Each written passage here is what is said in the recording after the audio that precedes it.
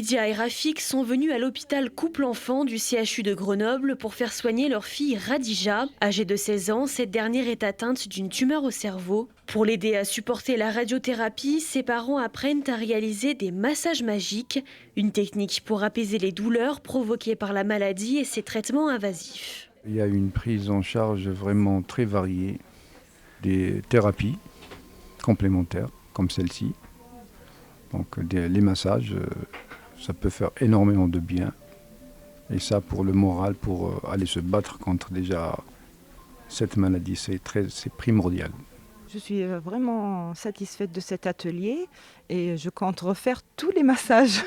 Conçu par la fondation La Roche-Posay, Les Massages Magiques est un jeu pour les enfants atteints du cancer. Il consiste à raconter une histoire tout en faisant différents massages. Des gestes doux pour créer un moment de détente et de relaxation avant, pendant ou après les soins. On utilise beaucoup les soins de support pour justement occulter la douleur chez l'enfant, pour faire de la diversion, mettre en place des outils hypnotiques pour favoriser justement le meilleur soin possible.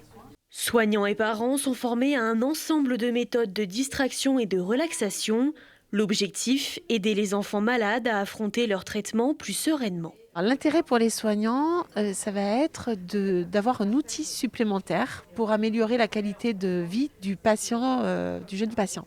Les parents viennent en principe sans leurs enfants et ça va leur permettre d'avoir également un outil supplémentaire pour toucher leur enfant, mais aussi comment le toucher.